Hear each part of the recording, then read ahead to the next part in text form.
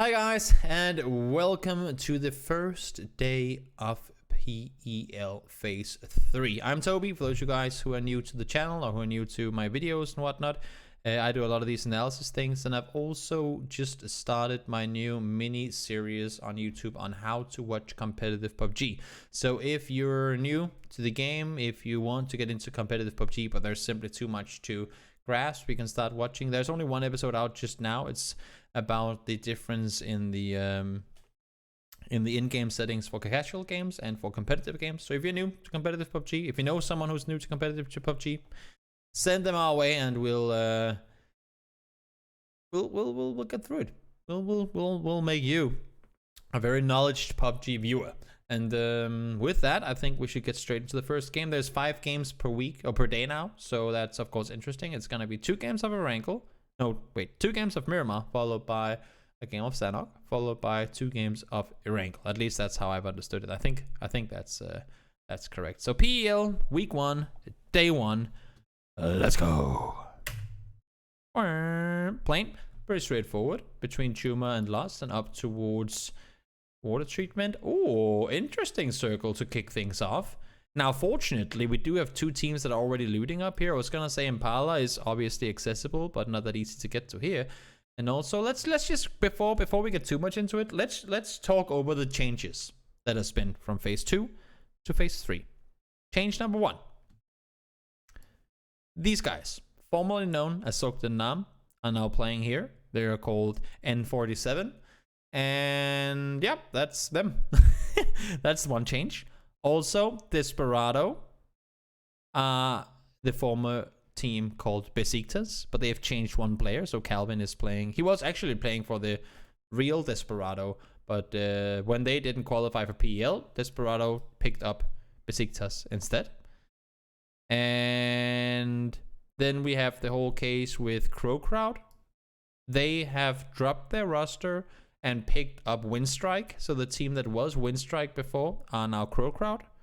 And G2 have swapped out some players as well. So they have now got Yanis and Nelos instead of Udyr and... My brain doesn't work today, I'm so sorry. Instead of Udyr and...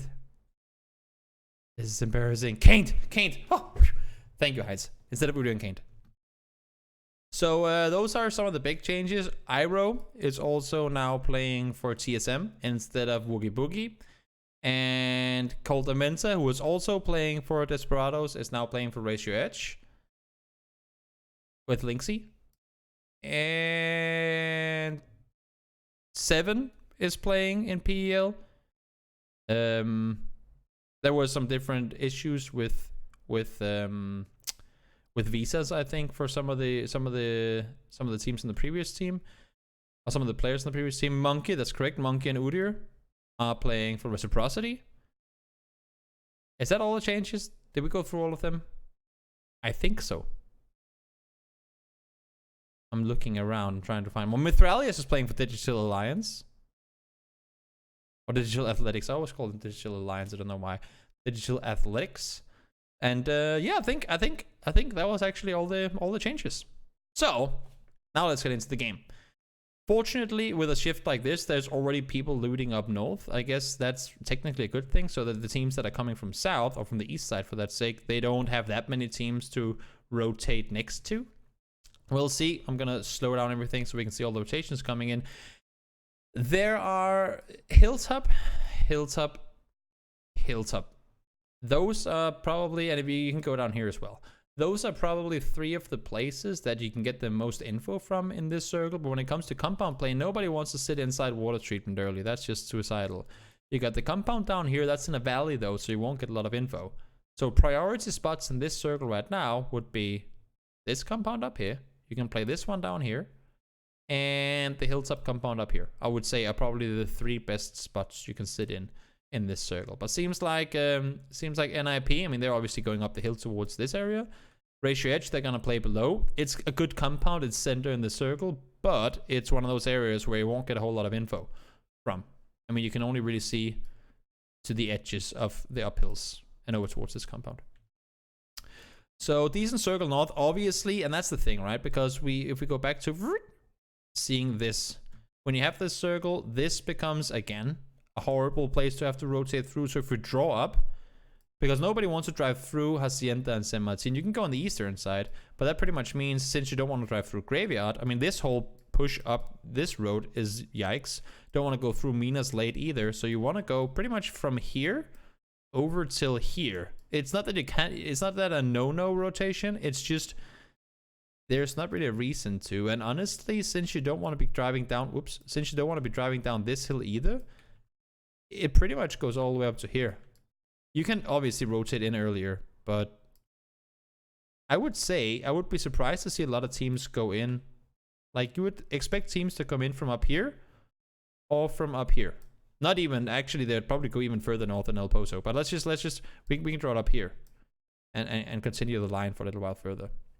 Let's see as all these teams come up. Obviously, teams like Liquid and Reciprocity, they're already kind of there, so they can make an easy rotation up. But for the teams that are further down south, I mean, Gamer Legion and Digital Athletics and Desperados, they're kind of landing on top of each other. So that's already contesting there. Yeah, exactly. It's 7. It's 7 is the new team.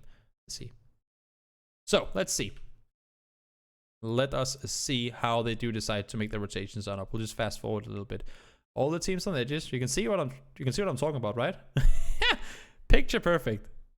And I didn't even watch the most of this game. Look at the rotations. They are all going on the sides, right on the markers. And this is the thing that if you watch, like, if you have the intel on competitive PUBG that I am fortunate to have, having watched so many games, as a player, you can start figuring some of these things out too. If you know, like, let's say your team that jumped out late, let's say your Ratio Edge, they jumped out really late up here. If you have kept track somewhat of how many teams went out early, you will also know where to anticipate the pressure from. So right now, it's pretty similar on both sides. But also depending on what they have available and where the next circles will shift, you will know where there's going to be a higher concentration of opponents than what you have available. So a lot of players are going around the sides, meaning that the bottom center is very, very open. Now the circle goes north. And as you can see, because it's somewhat centered on where the previous center was. Previously, it was like we called out these 3 compounds would be really good to play from. And they're not exactly center. I mean, this one obviously isn't. This one is on the edge as well. But it's still, the players that came in early will still be able to contain those spots. So now we have a new center in the circle. Hilltop, low point, low point. And for all the teams to rotate through, this is a big old hill, like mountain. So teams would probably look to rotate through because they're anticipating there will always be already be teams up here.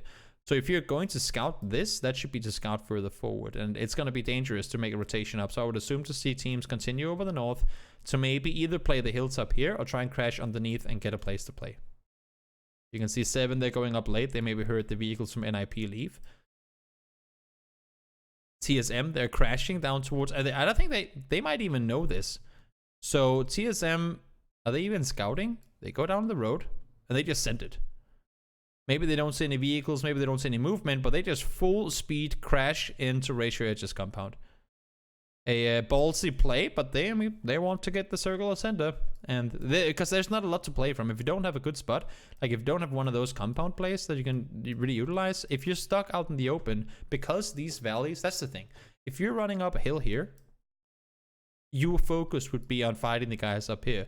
But you have to keep in mind that on the other side of the road, where there's an uphill in this direction, all of these players that are sitting over here, like all of these guys, will just have free shots at you while you're trying to fight people on top. So getting a spot center in these circles early can be the make or break of whether they win the game or not. So I fully understand TSM crashing. There were still other places, like they probably could have scouted it better, but they crash it, they get it, they don't lose any players, I think. Did they lose 1? Nope, they didn't lose a single player, and they get 2 kills on towards Ratio Edge. So great play by them early on. Everyone else is making their rotations up as well. Liquid playing it safe on the southern side. Again, not a whole lot you can play from. Either you don't get a spot and you stay on your edge, or you crash and you fight for it. You can see crashing, fighting, crashing, fighting. That's the only thing you can really do here. If you get shifted away from, there's not really a big edge to play. G2 trying to make the push around the side. They're forced to, well, guess what? Crash. Doesn't work out for them. They have to play it on the edge. Now the circle shifts south. And once again, Knights and Na'Vi are sitting dead center. Knights get to sit around for a while. Again, nobody, that's the thing. They don't have to fear really getting crashed at this point, because if they do, other teams will be shooting at the vehicles for so long that they will know. I mean, it's not one of those, oh my god, they're sitting on top of our building, because people cannot be sneaky snaking around here when there's still people on this side. And they cannot be sneaky snaking around here trying to push up this ray if there are still people up on this side. So they will always, it's like an alarm bell, you know? They will always have the guard dog. Their guard dog, in this case, on everything pushing up through here, like everything that goes into this area, their guard dogs will be everyone on, like on the other sides. Maybe not this far north, but you know what I mean. Everyone up here. So they don't have to really worry about the eastern side. At the same time, Na'Vi, okay, so maybe Na'Vi is one of the more unpredictable teams when it comes to these things, but I don't see a reason, unless if they get crashed and lose X amount of players, then Na'Vi could push down. But as soon as Na'Vi pushes down, that would also be the call sign for any other team to push up and try and take their spot.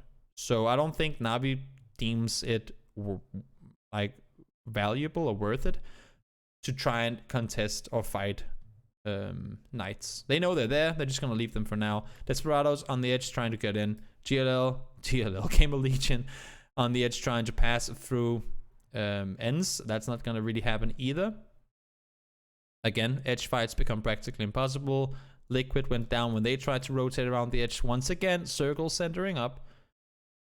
Edge fights, impossible. Ratio edge, try to cross. And that's what we we're just talking about. You cannot cross there. They end up going down because of it. So many teams can shoot towards them. They timed it right, though. I mean, they were on this side, just 2 players alive. And they knew if we just get some of these guys to focus on something else. Dream scenario for Ratio Edge would be 7 fights NIP. N47 tries to make a move. That will keep TSM busy. And if somehow we can get Na'Vi and Knights to fight, whew, then we're good, right? So everything happens like they want. These guys fight. These guys start rotating, and they see that's their chance, because right now Knights are focusing on these guys down here. But the only team that don't start focusing on anything else is Na'Vi. And they're the ones that take them down. And because they timed it a little off, NIP got to reset, and they spot them too. So unfortunately, they end up being taken down. N47, again, edge play. There's just, I mean, as long as these areas are still contested or in play, there's nothing you can do from this side. It is a very, very, very hard place to play from, if not near impossible. You have your little dip, but that's about it. There's probably 3 trees and 2 rocks in total in this whole area that you can hide behind. Everything is just a clean side of a mountain. Or hill, I guess. Every time you rotate out into the open, you're gonna get fucked. Base try to rotate around the back, ends pushing up on foot as well. They're gonna get contested. And at the same time, I mean, Knights, they've been sitting in this compound, I believe, since Circle 2. And they've been crashed once, and they practically got all the kills before anyone got anywhere close towards them. So now we gotta, it's kind of ironic, right? Because look at this. TSM, I said it early, TSM pretty much got themselves into top 5 by crashing this compound early. The value of getting a compound early in this area is so key. Look at these 3 teams. NIP is up here, right? NIP sits in this compound for a while. So this is Circle 1. From Circle 2, these teams are already here. Ratio Edge, no, yeah, they leave when they get players knocked. So from mid-Circle 2, these teams are already here. Or Phase 2, whatever you want to call it. And they just stay. Don't go anywhere. These guys get crashed by 3 players from Digital. They fight them off. They pretty much die before they get inside the compound, don't they? Yeah, by the time they get there, they're practically dead. They never leave. It's just, this area is just, you cannot fight in the open. And if you do, odds are you'll get killed. So they just hold strong. They don't really focus each other. I mean, there's no reason for them to focus each other because everyone is out in the open. Now TSM has to push up. Unfortunately, TSM has played it smart, so they know for a fact there's no one left on their side. Like, they've cleared everything here. They've cleared everything here. Once you see they don't start moving, now Eivel is dead. That's when they start pushing up. Also because the circle is forcing them to obviously. But so it's the 4 teams. It's the 4 teams that had the compound for since Circle 2 that can now play this one. 4 guys up, 4 guys up, 4 guys up, 3 guys up. It is kind of funny, but that's PUBG sometimes, especially in this area where there's so little to play. So Navi tries to push in. They get forced into a fight with NIP. They can deal with him. They need to deal with them before they can really do anything else. Knights, they're contested. I mean, the circle ends on Knights. Knights sat here since the middle of Circle 1. It becomes a 3v3.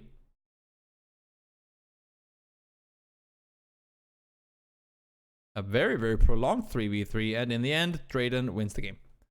Real's got himself 2 kills. Drayden gets down Michael. And TSM gets the 2nd place. Interesting game. But and of course, we could have gone more into detail with the fight itself in the end. But there's not a whole lot I can see from here. And I don't think I'm allowed to use style ladders clips from PEL on this stream. So that's unfortunate. But I mean, again, a case of, because it's not an easy task. That's the thing. When I say, oh, it's the guys that won were the ones that had the compounds, that's no guarantee that they'll end up winning. I mean, you need to play so smart to maintain your compound. Navi, I mean, and that's where it gets tricky. Every small move that teams make within the compounds they're in, first of all, you have to constantly show presence. You cannot let a team think that you're easy to deal with and have them crash you. Because once one team crash, as I said before, if any team had crashed here later in the game, Navi might have opted to crash them. If any team had crashed, I don't know, Navi, Knights could have run up and see what they could have done. It's always dangerous. You have to keep people at bay. You have to play the whole, no, stay away from my compound. Go take the other compounds instead game. And all these, I mean, there's a reason that nobody here really got crashed other than Knights by Digital really early on. So great first game. Impressive first game by the teams that got to keep their compounds. Yeah, that was game 1. Game 1 in the books. And now we'll head on over to game 2. And if you guys have any questions in any of this, again, do feel free to ask. Also, if there's, I don't know if there is right now, but if there's any players from PEL in the chat, sometimes there are.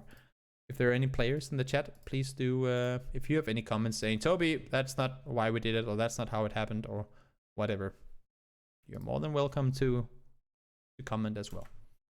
So, game number 2, Eastern Plain, El Pozo, Monte, Valle, not exactly, then you can get there, but depending on the circle, of course, most likely won't be a priority. Circle, pretty similar area to what we've seen at 2,000 billion, million, quadrillion times before. So not a lot of surprises. Face go out late. They'll probably opt to take vehicles and go up north. And yeah, if we look at Circle Center here, it's an interesting area. It's very compound heavy, just like with North, because this, I can draw it up for you real quick. Way.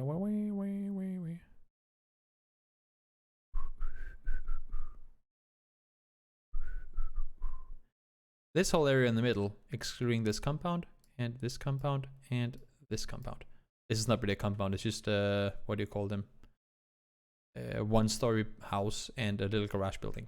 But if we exclude these 3, that is everything in the red here, like all of this stuff, is pretty much unplayable. Especially early when there's still a billion angles for opponents to hold. So very, very hard place to play around if you don't have a compound. Same thing with over here. Compound. You can play the hillsides, but if there's multiple teams alive and pressure from multiple angles, it becomes extremely hard to play this early game. So teams will opt to go for either compounds or high ground vision positions, which for the most part is pretty much the name of the game in the early game on Erangel, on Miramar, sorry. Eastern rotations coming up. minas people don't want to run into, La Bendita you can go to for info. You can sit on the ridgeline and scout further forward. You just never want to get yourself caught inside of minas, pretty much. It's also one of those really tricky areas to play. And also, I was just going to say, splits. I mean, the more control you can take early, the better off you are. And you can see a 3-way split right now for TSM. A 4-way split, that might be a little greedy for G2. Surprising that no one is contesting any of that. And as I say that, Yanis gets haunted out and so does Nillas. Immediately, Desperado and Ends come up and say, you are not getting 4 spots like that for yourself. TSM, 4-way split. G2 trying to maintain their 3-way split. Ends, 2-way split. Pro Crowd splitting. NIP splitting. Everyone is just right now trying to take as much as they can. It's a buffet, and get as many compounds as you can before the next circle pops. Circle, send us up. Again, I would not anticipate TSM to keep this split, because in this situation, I think it's too greedy. I don't think they'll be allowed to, first of all. And also, I don't think they would find it. I mean, obviously, if they know no one's going to contest them, they probably want to. But I would be surprised. Yep, Rory's leaving immediately. And I mean, there's still 3-way split, but this split makes much more sense, because Michael can help. Gustav and Iroh can help if Rory gets crashed, and the other way around as well. Whereas so this compound is a little more isolated. You don't have any vision from here because of the uphill. So these guys can't help, and Michael could shoot over in that direction. But first of all, he doesn't have a lot of vision. And also, if he's the only guy shooting from this compound, other teams around him will realize, oh wait, there's only one guy shooting there. There's also only one car. Should we crash him? So that would leave him very vulnerable. A nice change of strategy. Nellos, G2, and the guys, they keep their 2-way split. Again, a lot of fighting happening south. It's just Minas is just a really, really bad area to get stuck in. Monkey and Udyr, they're trying to control the hilltop for ultimate info gathering. You got 2 players left alive. I think it's only 2 players left alive, right? Yeah, because they all get shot up when they were rotating up. So only 2 guys left alive for 7. Liquid, they've taken control of the concrete compound. Makes sense. This is a good place to play from. But as long as this is in, you're very limited in what you can do. Because this compound allows it. I mean, it doesn't allow for you to scout over this way. There's a big, for those of you guys who shouldn't know or have forgotten, there's a big not a big, but like a little uphill right here. So if you don't have a guy sitting over here, you can't really scout any of this or control any of this. You can see up the hill here to a certain extent, but not that much. But if there's no one here, then all of a sudden you can send a guy over here, and that's going to grant you all the info in the world, right? So I think Liquid, other than knowing that it's a good place to play from, are hoping that this gets shifted out, so that, first of all, these guys will have to leave and play from somewhere else. Second of all, once that does happen, that allows for a player to push over and take control. Because if they have control of this area and they can be here, then they are, then they're sitting pretty well in it. Buster Needlewise, just 2 players left alive. They need to make a push from where they are. Circle shifts north, and you see immediately all these shifts, like all these splits that we had early, they're now done. I mean, we're hitting phase 3, I think, right? Phase 4 maybe? No, it's phase 3. And everyone's rotating north. It's not a complete hard shift, but all the compound play, all the safety net we had down south is now down to 1, 2, 3, 4, 5, 6, 7, and then the southern side compounds alive. So if you go, like, you have 7 compounds in the northern side, and that's what all the guys below has to look to get, because you cannot really play anything south of the road at this point, unless if you have it already, which, I mean, this is taken by TSM, and the compound down here is taken by Yanis and Braxco. So if you're sitting down here, you're not going to try and crash here. You're not going to try and crash here or here. First of all, you need to get across this road, which is a pain in the butt. So you need to go all the way around, or just anywhere out this way. And if you're on the west side, remember the field drawing that I did before? Like all this area, how it's unplayable if you don't have one of the compounds. That's still very much the same. So you need to get the hill up north around. You can move around in these hills. Or over here, you can move around here. But this is a big speed bump, like the whole valley going through here is a speed bump. And having to get through or around this field without getting completely torn apart is really hard too. So for all these teams that are 1, 2, 3, 4, 5, technically 6, 7 teams, they just need to send it the hell around. Like, they just need to get around somehow. And I would assume that's what happens.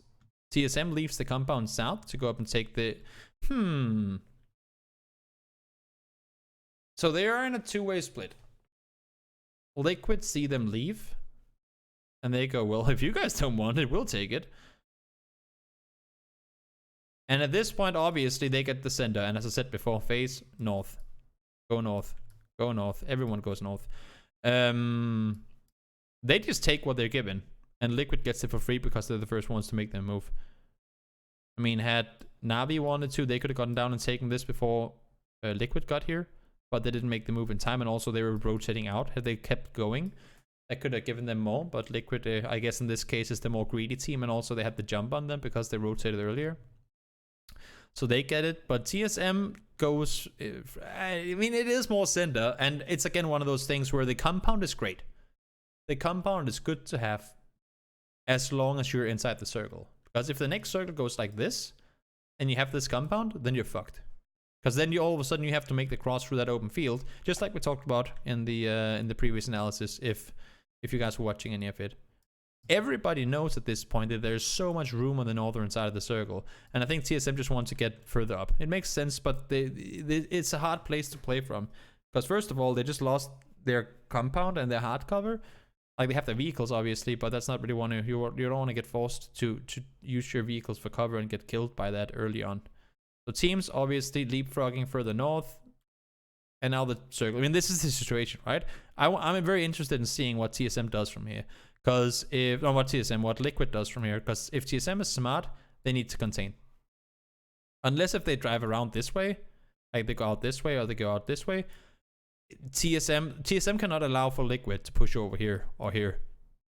First of all, it would be hard with other teams shooting it as well, but they cannot allow for Liquid to make a play up there. So TSM okay, wait, what? TSM crashes, raise your edge. I thought they were gonna... I know that this is gonna be like this area because this is impossible to play. Not impossible, you can prone, but you're not gonna win games by proning in those fields. TSM realize, oh my god, we're sitting on the one spot everyone's gonna be coming for. We need to do something. We cannot stay here. So they decide to crash into Raise Your Edge. I don't know if they're aware that there's 4 players there, but they obviously hard commit to it. Full speed forward. They end up getting taken down. And everyone's seeing TSM, because everyone knows it was TSM that sat here. They saw them leave these compounds. They saw them go further up here. So now they know that this area is clear. And I think Gamer Legion and Navi reach this at the exact same time. Once they see TSM in the kill feed losing players, you see it. I mean, as soon as they start getting players knocked, they just both send it in here. And it's a good play on both parts. It's just now they can't really share it. Liquid still down south. They opted to stay. The east becomes extremely contested. Navi, of course, trying to... I mean, you cannot share this with another team. Because if a third team comes in to crash, then it's just going to be even more awful. Makandak somehow survives through all of that. Liquid now, as the...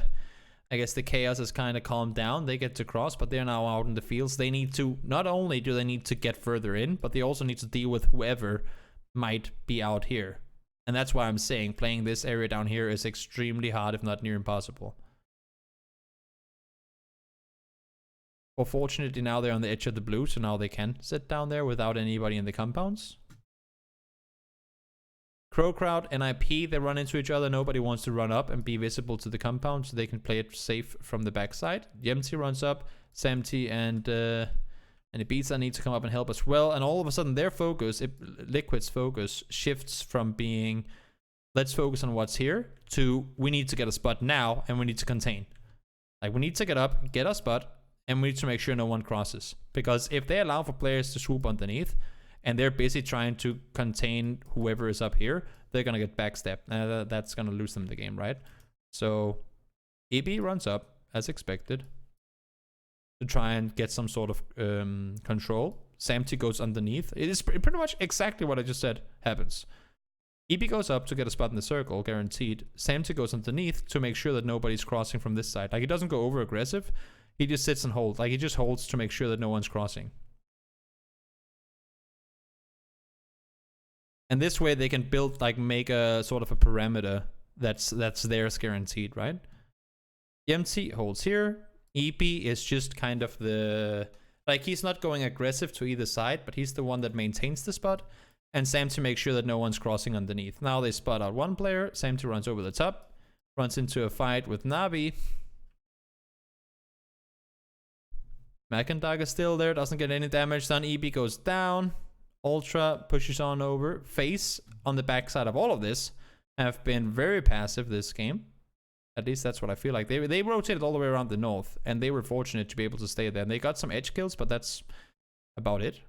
I don't know how many kills Face got this game. But now, I mean, obviously, nothing left for them to do. Crash in, they end up getting killed. Not a whole lot they could do. One more goes down. I mean, Navi pretty much played this whole game the way that TSM probably would have wanted to play it. But for some reason, TSM just didn't dare stick around when they crashed into Ratio Edge. I think TSM played this game, or wow. I think Navi played this game exactly the way that TSM wanted to play it when they initially crashed in. I got Ratio Edge in the compound. Pro Crowd, the former Windstrike team, sitting up in the northern side. Liquid goes down. Navi is there.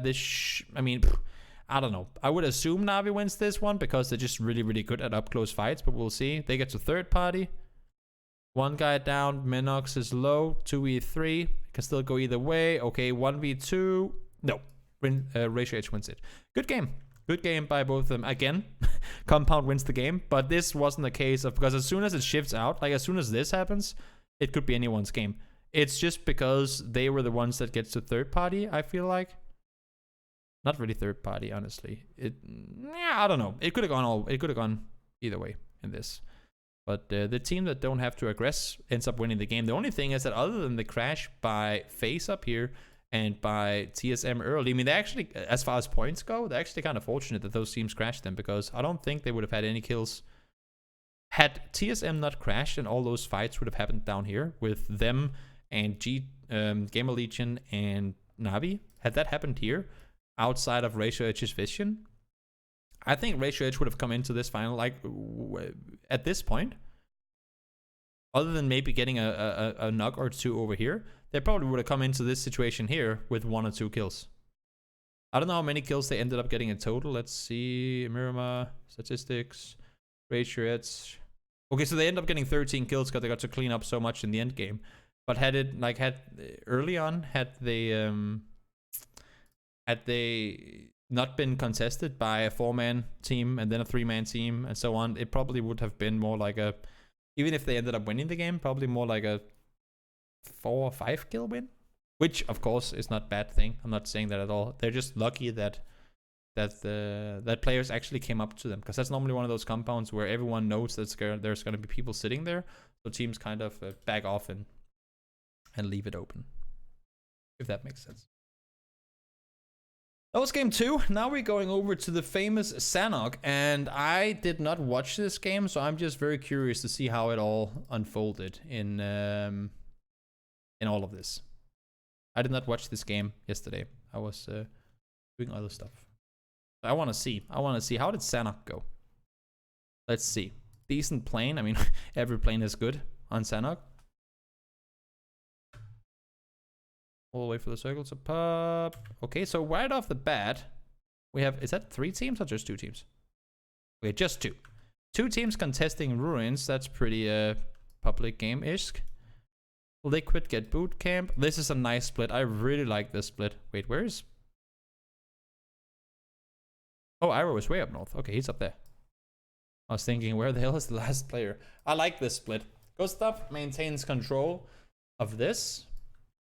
And because the thing is, if the game goes to this island, 9 out of 10 times it's gonna go up on the mountain. 9 out of 10 times it's gonna go up here if the game ends there, because it's already in circle 3. It has to go on land. right? So it's gonna go somewhere within this area, guaranteed. If this island is in, like if this island is the majority of it. So obviously teams fighting, they've never played, I mean, other than scrims, never played this area against each other before, this map against each other before. It's always different from scrims to live games. 2 teams in Quarry, that's a little interesting too. Circle, it's gonna go East Island. I want to keep track of it. By the end of the phase, I want to see not only in Europe but just general how many teams actually, like how many games actually went over on this island as opposed to these 2 on Sanhok. I want to see that in the end of the phase. But in any case, rivers will have to be crossed at some point. Everyone's taking center positions. Phase, center spot. Navi, center spot. DA, Liquid, somewhat center. I mean, I'm not really counting in Quarry, but I guess you can say that Phase and Navi are the ones for the center. We'll keep track of these 4 teams. So Navi, Phase, Digital Athletics, and Liquid, alongside TSM to a certain extent too. And then we'll just let it unfold because it's very limited what you can analyze in this. G2, they're miles out in the blue. They're doing a full merry-go-round on the circle. Not in a hurry, by the way. Circle, pretty predictable shift. And now for the next circle, it has to shift away from water. So obviously that can go anywhere here, but it's, I don't know. We'll see if Quarry counts as water. I'm actually not sure. I don't think it does, but it should be alright nonetheless. Bainan, we get NIP and Knights in there fighting. They're just making sure that no one's going to be able to cross over. It's going to go north. That's actually a pretty interesting shift. So since the river is in play, and obviously nobody wants to go through that now, it makes this rotation around the west side a lot thinner because you don't want to go in the water, right? So if you want to rotate west around, you're pretty much only going to go, well, anywhere within this, where normally you'd have this whole thing to rotate on, right? But because of the river, you only have very little room. So I would anticipate them, and also Quarry, honestly, in play too. I would anticipate most of the fighting to take place up here or on the southern side of the road, because we have like this split of the road, and the roads are rivers. I mean, in Sanhok, as long as you're like, that's one of the reasons that this intersection, like all the 3-way intersection compounds, we're talking about this one, this one, this one. If you can get control of any of them, this one, all the compounds that have 3 ways connected or 3 roads connected, in any given circle where that's in, that's gonna be the best compound to play, because you have so much info. If Phase, because these roads, I mean, they'll have to cross them, right? If Phase have one guy looking this way, one guy looking this way, and one guy looking this way, they have, first of all, they have a ton of chances to shoot at people, and they have a very, very good info on how many teams are going to be on this side, how many over here, and how many down here. So let's see how this one unfolds. A lot of people coming in from the south and from the east and the north. Obviously, with boot camp in, is completely open to anyone. DA, they're leaving their compound. Don't want to get stuck inside. Makes sense. Navi staying in the compound. Reciprocity staying in the compound. Circle goes south. Even better compound now. Still, same 4 teams. Now they're getting contested, but same 4 teams in the center. DA, they're going even further center. I like the play. Going down just to check, see what's happening. And also, the further away you can be from the edges, the better off you are. Because look at the amount of teams. If you draw a circle on the center, it's not exactly a circle, but you know what I mean. Only 2 teams in here, and we have 11 teams that are not in the center of the circle. And they're all, because the map is as small as it is, and because there's so much vision. I mean, it's kind of a false sense of safety when we say that there's no vision on Sanhok, because there's also nothing to play. I mean, yes, there are trees and there are rocks, but there are so many situations, like you can never just sit on a rock and take a fight, because that rock is only going to grant you cover from one angle. And there's going to be so many players on top of each other. Look at this. 2 teams, 2 teams, 2 teams, 3 teams with Samti and EB up here. And then you have Miracle just chilling. But everyone is just fighting on top of each other on Sanhok. So it practically makes it impossible to do anything from there. Edge, but this is why Digital Athletics go in this early. Like, they sit here, they see this new circle pop, and instead of staying here and taking the fights, they just say that shit ain't happening. We're leaving. We're leaving. We're not gonna stay on the edge. We're gonna go further in because we know that by the time the next circle pops, there's gonna be like 6 teams up here, like out here. There's gonna be a billion teams, and if there's not, then it's just chaos. And they know that if we take a fight here, there's gonna look at the amount of players already coming over. So many chances to third party. It's just not. It ain't worth it, man. It ain't worth it. Rockfield ain't that bad. Vertically covered by the trees, and there's a ton of... Yeah, there is cover, but if any other team decides to engage on them, then they're completely screwed. So as expected, they start getting picked apart from multiple angles. Everyone fights on the hills. Base get to hold off. New circle pops. Once again, Face's compound is in. I don't think I've seen a game. Oh, it's actually not true. That's actually not true because Danawa won that other game on Sanhok today. But I don't think I've seen a Sanhok game yet where the team with the center compound didn't win. And that's the case also here. Let's see if FaZe wins this one. Pushing in, 4v1. Not a whole lot more to it. How many kills did they end up getting?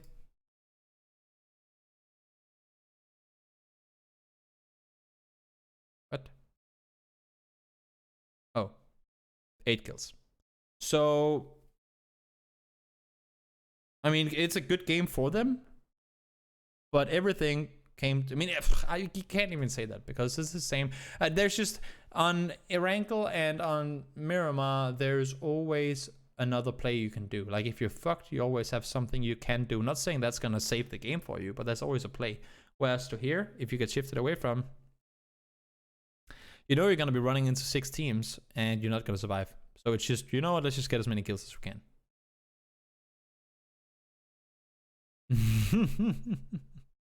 Exactly, host. It's not optimal, but you know what, there's nothing we can do about it. So why even bother complaining? So why even bother complaining? FaZe was positive to the map after that win. Yeah, I'm sure they were. They got all the circles. They went to a place in circle 1 and they sat there until the final circle. I mean, that's... without vehicles, you can't do rotations. Yeah, exactly. Exactly. It's not optimal, but it is what it is. Let's go over to something we can all enjoy, shall we? Erangel. We'll hop on over here and hopefully things will make sense. A little more at least than what they have elsewhere. Game number 4 on the day. We'll start it right off. Decent plane, not a whole lot to it. If you want to go George, that's of course something. And also let's see if we can spot any before the circle pops actually. Boink. Any changes in drop spots? NIP, they've gotten this long time ago. Whenever they can't get South George, they will go Lipovka. FaZe, same old, same old. TSM going Milta. G2, farm split. Knights, they're gonna go over here. Is Rachel? Sokten Nam goes Yasnaya. Maybe that's a plane thing? I'm not sure. But obviously, I mean, I think N47 is the former Sokten Nam, and they used to loop Pachinki. I don't think they care to contest Liquid. They saw what happened with Reciprocity and Vitality. If you keep fighting all the time, simply not gonna be worth it. So they will go, yes, but ratio is there. I mean, you can easily split yes, Naya. It's been done a billion times before. So it makes sense. Maybe, I would assume, just maybe they'll go North George when the planes allow for that. I don't know. We'll have to wait and see. So southwestern circle, and this of course is interesting for, I mean, these type of circles are the ones that I'm really interested in seeing when it comes to the newer Erangel, when we get to play that, because here you have this area with the guns and everything. You have this area with the guns, and that alone will make rotations. Like, this is probably the most common. This rotation and this rotation. Those are probably the most common rotations on Erangel. That if you go there in a West game, like if you're game a Legion and you go up here, there's gonna be a, I'm gonna say 99% chance that somebody at some point will come rotating through one of these 3 spots.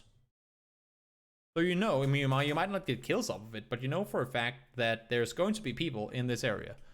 And whether you get kills, that's up to you and your aim. But now that they've added like the stuff that is here, it's just gonna narrow the path that those rotations have available even more. Heinz, I don't think that's gonna happen. Could be fun, but I doubt that's gonna happen. Remember that happening during the Nations Cup? 32 or 32, dominate, they all drop Pachinki in boot camp. Yeah, it's scary. But other than that, I mean, there aren't really a lot of changes. We still have the former Windstrike looting Gatka, 7 there doing this split. I don't think that's what they're actually going to do. Yeah, it is Auto Erangel. It is Auto Erangel. Or Erangel Classic, as they call it. So not a lot of changes, really. Digital, they're going to loot Rosok. I'm curious to see if they would keep doing that in other circles. NIP, they know that nobody went South George, so they're just going to sprint on over in that direction. Circle's going to start moving in. Desperados swoop all the way underneath. I like the rotation. They know there's going to be room on the west side too. No emplacement on Potato Hill. Yeah, I know. It is open. I'm saying I'm excited to see once it does. Like once new Erangel does come into play. I'm excited to see how it will impact Potato Hill rotations. Split from Liquid should be able to maintain that, but they are, I mean, let's see how they played it in. So Yemti pushes to over under. James wanted to go Gatka, but gets shot at, so he is forced away. You can see Yemti goes to over under.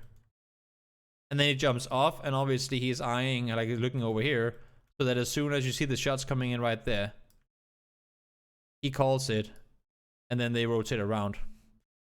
He leaves, they go up and take this compound, send Sam T to Observatory, so they have one crossed already, and they leave teams on the hilltop. Also, they know that with the plane path being as far south as it was, there's a very small chance that there's even anybody up here at this point of the game. Because they rotated rather early. You see Circle is only coming in now.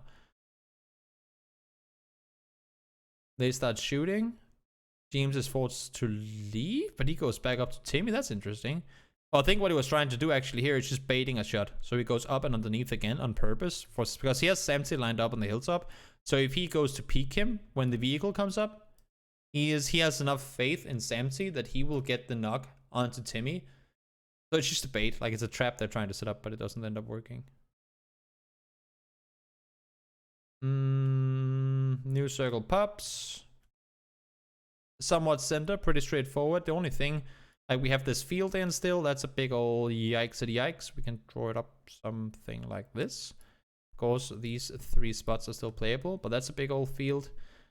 Right now we have antenna open. There are playable areas in the forest down here. You have the wizard open, swamp open, and of course everything on the west coast is open, but I highly doubt anyone's going to go over and take it just because the circle's going to shift away from water 2 circles from now anyway. 7, take control of wizard. Ooh. Oh, they just got out alive. That's fortunate. Ends were crashing up towards them, and now they go even further over. They get control of, and immediately James goes. Look at the way they're constantly being proactive.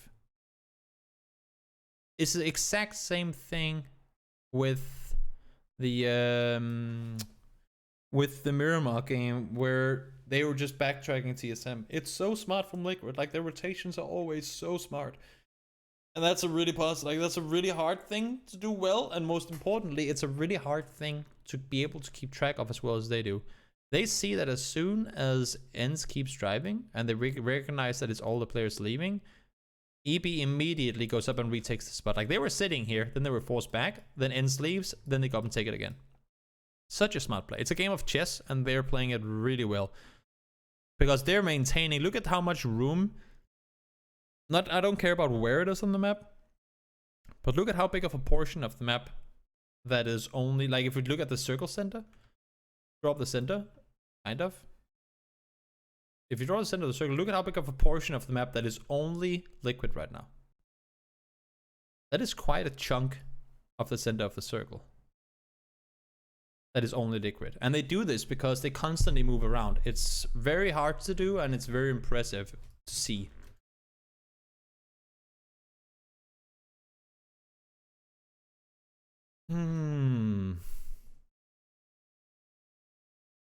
New circle pups. They know they have Samty and James up on the observatory, so they have control on the other side of the road. YMT sticks around for a little while, but I will assume him to leave soon. Ooh, James taken down by Michael. That's dangerous. So Samty and James both go down, and all of a sudden, because they go down before EP or YMT is there to help, all of a sudden they just lost all the info they have on the hilltop. That's unfortunate. Because we still have the field in play. Oh, my nose is nose. That's a new word. My nose is annoying. There's a big field down here. You have the swamp. That's, of course, I mean, you can play the swamp, but you don't really want to. And then you have the forest in the middle. So, huge concentration of players on the northeast. The thing is, there's very limited, like when you have so many fields, as we do here.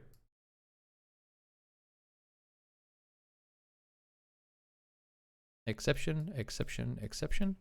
When you have as many fields as we do here, we could draw up the north as well, but we'll just leave it out. And we can actually draw in this one as well. Guess it goes more like this.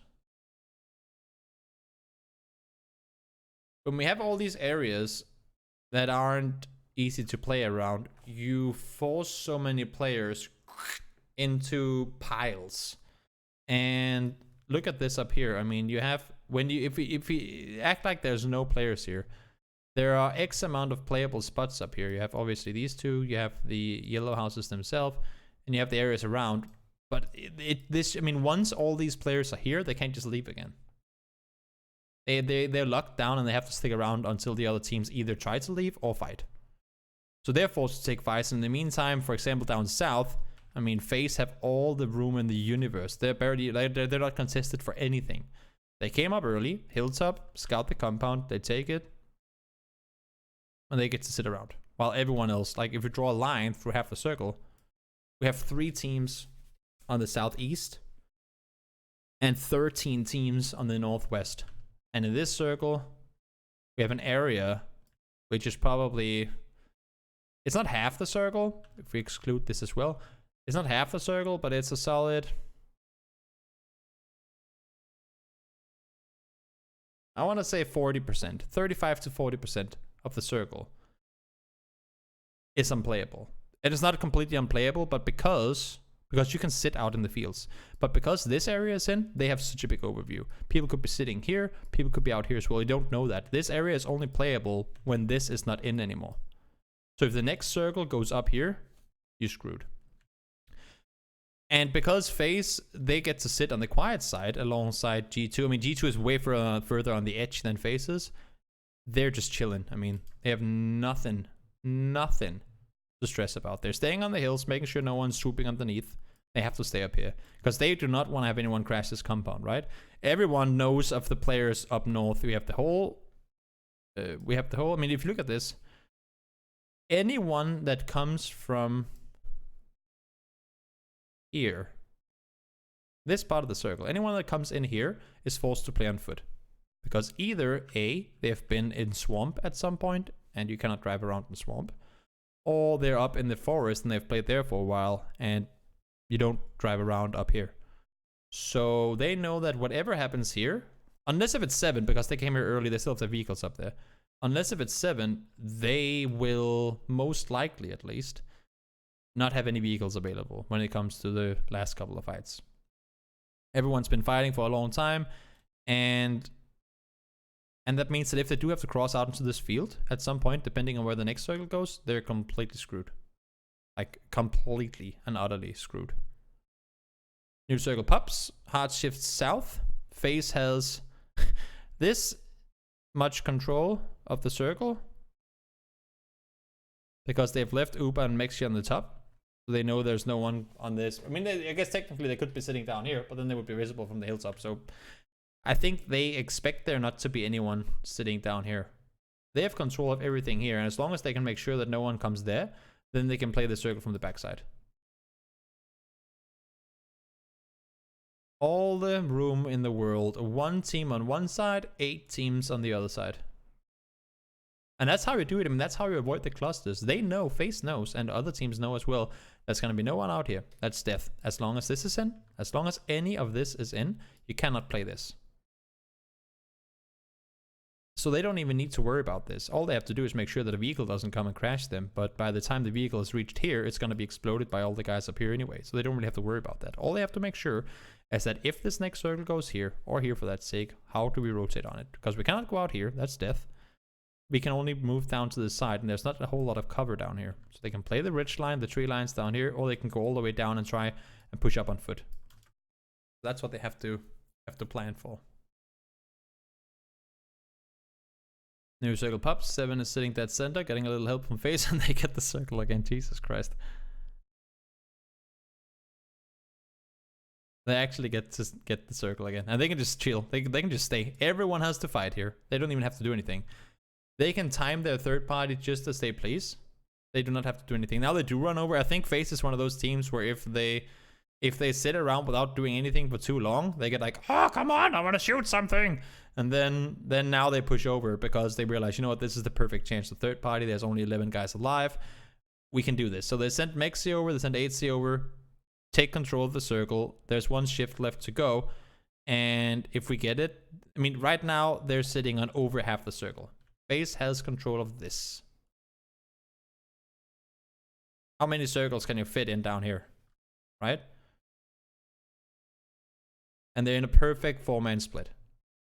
They go down. They have control. The circle hat like goes to the south side. And then they just swarm them. And that's again one of the cases where, yes, they get the circles. Yes, that is lucky. But it's how they play later. Because other teams would maybe have stayed down here for too long and not sent the guys across to take control. And if they had stayed, like, FaZe pushes over. FaZe push across when the fight escalates, right? They know there's no one containing them. They have Uber up top to give all the info across. If any other team have stayed here and the circle goes over and they don't get to cross before that fight is over, that could be them all being taken out on the road. There's not a lot of cover, if any, on this road. But because they realize there's a fight going on, this is our chance to make a move. They win the game. So great play. It just didn't require a lot of great plays from FaZe because they were fortunate to get the circles, but still it is a great play that you cannot take away from them. As I said, everybody can get to late game with the help of circles, but very few, especially when thrown into a lobby of teams that are as good as the ones in PEL or PKL or any of the other pro leagues, very few teams can consistently end up winning them. And well, FaZe did it now on Sanhok, and now they did it again on Erangel. So even though they get circles, sure, that's all good fun. Teams will do that. It's 96 games. You're going to get circles anyway. It's about being able to win the games in the end, and that is actually. I mean, now I've never played in PEL, but off of what I see and people that I talk to in my daily life, it is not exactly an easy thing to win a game in PEL, even though you get circles. So good job by FaZe. Get themselves 2 wins in a row. And this is interesting. So, Western Plain. Aha! I had it right. N47 was gonna go up here. I didn't even know this. I didn't watch these games. They did go up there. I just figured that maybe they would want to go there instead of contesting Yasnaya. And they did. SM in Sarki, they're gonna get looted up there. FaZe, they're split looting. Down on military. Raise Your Edge takes military itself. Okay, I mean, was it that far west? Yeah, okay, it kind of was. There's no point there's no reason for Raise Your Edge to try and go east and contest vehicles for Yasnaya. I mean, they could, because there's not really that many teams to contest them. Contest vehicles with them with. That's a new word. There's not that many teams that would contest for vehicles here. Ens can fly north. They might contest down here to grab vehicles to go north, but they probably wouldn't if they saw people in the sky. DA could, but they have hard spawn. They have a vehicle in ruins, and they could take this down here as well. So I think it's a smart play to stay in the plane and just say, no, we're going military. Also, yeah, okay. I hadn't seen that, but I was just gonna say also if it becomes a military circle, they would be pretty well in it, and it is. So that's a nifty first circle for Ratio Edge. Good fortune for them to go down. Gotta say, man, FaZe, they're just they have their magnets on him for the last 3 games. FaZe magnets, they're on there. So Liquid crossover early. We know they like to do that. And that's a scary push too. They land.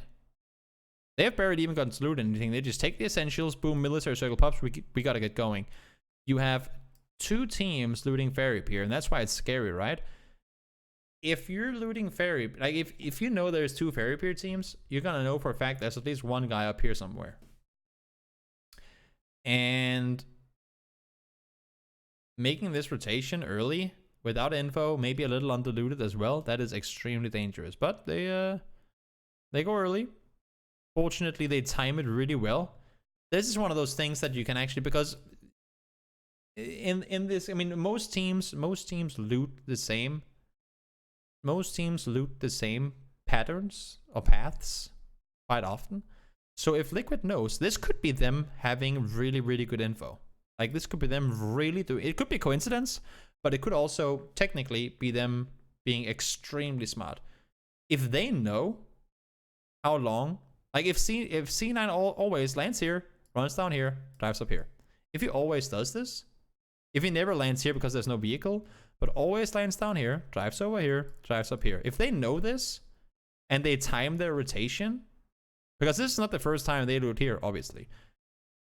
And there has to be a margin for error, right? But if they know exactly when he drives up here, look at this. He drives up, they come driving down. They don't even stop to scout. They just send it. No stopping, no scouting. They just send it as if they know that it's open. And that could honestly be them knowing the path of which C9 loots. And knowing approximately when Game of Legion likes to do their pushes. That is, if that is the case, I don't know if it is. If that is the case, that is extremely good homework. And those are the kind of things I'm not expecting, because it's still one of those risky business type things. But those are some of the things that I am very glad to see teams actually doing. So there was no Milta team, there was no Milta power team. Obviously, that's going to leave a lot of boats available, and it's also going to leave a lot of rotation opportunities available. Digital, they're coming in right behind Reciprocity. Desperados trying to crash down. They do get to go, but they're sending Navi straight into Game of Legion. Now, what does... I was just going to say, what does Liquid do here? Do they run up on them? Yes, they do. But holy shit, that's a lot of teams crashing the same spot. So right now, how many teams have crossed the West Bridge? 1, 2, 3, 4, 5. 5 teams crashing the West Bridge within the first 5 minutes, 6 minutes of the game. 7 minutes, okay, sorry. But within the first 7 minutes, 5 teams have already crashed over here. That is, that's pretty interesting. Not something you see very often, for sure, but also rather interesting.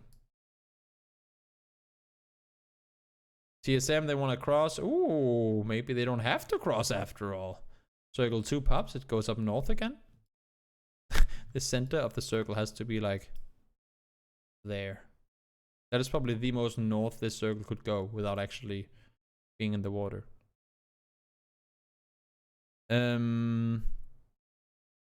Keep in mind that the next circle doesn't have to be on land either. The one after that. So, Ents, they cross over. They were lucky that early on G2 opted to go with vehicles. G2 is the team that could go down and take these boat spawns, right? We talked about it earlier, how there's only 2 spawns in between here. But they opted to go with vehicles, meaning that these 2 boats are still there by the time that Ents get down here. They probably see them and go like, wait, what? There's a boat here? I guess we'll take them. So they cross over. Everyone's trying to make their way out of military. News cycle pops. Holy lord, there's still a lot of water in this one. And nobody's observatory. Obviously, it's going to get shifted away from. I was going to say maybe FaZe will go and play that because they have played up there a lot before. This whole forest area is available. It's hard to play around because there's a big third-party chance. But and obviously, also, you want to make sure that you have this area to yourself. You don't want to start considering making rotations and start considering engagements if you don't know whether you're alone in here or not. So Ratio Edge on the bottom side, they try to hold off teams. Na'Vi, they end up applying pressure, so they force them to leave. Buster just trying to find somewhere to lay low. Teams are fighting up on the north side. TSM trying to push in, not really gonna happen. NIP is gonna get the better of them. And Ratio Edge go from one fight straight into another. And Na'Vi, of course, oh my god, is that a third-party opportunity? Davai, they say as they come rushing over. You can say that, right? I think that you can. I think that's also what they said. They push up, they do a lot of damage, they get themselves all the kills. Nifty game for Na'Vi. Base, they go down, they get full control. And now, as soon as they're down here and Fuzzface has the ankle up here, they can make sure that they can cross. Like, once they clear this, and they clear this area up here, they know now we have a chance to cross. That's exactly what they do. New circle pops. It sent us up. I think Squeaky right now is just making sure that no one's coming sneaking around. They knew that there was still one TSM player left, so they're trying to make sure that nobody's sneaking in from behind. They still have, like, there's a big ridge line going along here, but they need to deal. That's the thing, right? Because we have this road splitting everything.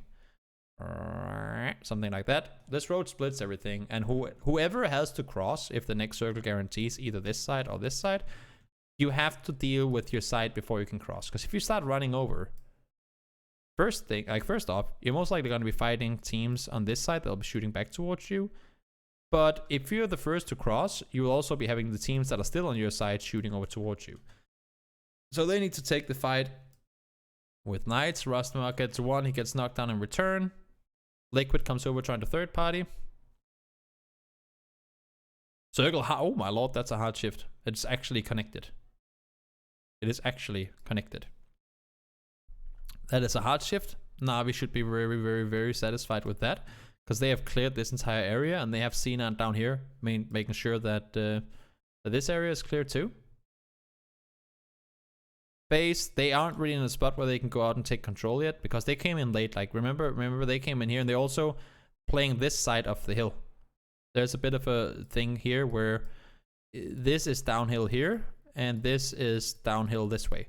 So FaZe is playing with info only to around here, which means they can't really just go and spread out, because they don't know if there's 4 players from Na'Vi down here, for example. So they're containing their edge first, or not. They're trying to contain, but G2 comes running, and that's going to be the death of them. Trifly goes down to blue, realizes he couldn't do a whole lot from there. Liquid trying to push in, 4 guys still alive. That's a good situation for them to be in. So it's a 4-man, 4-man, 4-man, and a solo. They're just waiting. Doesn't want to crush Buster. Buster does go down. G2 try to third party, and they should escalate the whole end game. So Liquid put all their eggs in one basket, in the sense that they really wanted to clear out Buster. They said, you know what, we cannot leave a solo in here. Not only is it going to be a kill for us, that should technically be rather easy, but it's also going to be a placement higher, which is good. And G2 timed this one pretty perfectly. They see, like, they maybe know that Buster's in there too, or there's one in the shack.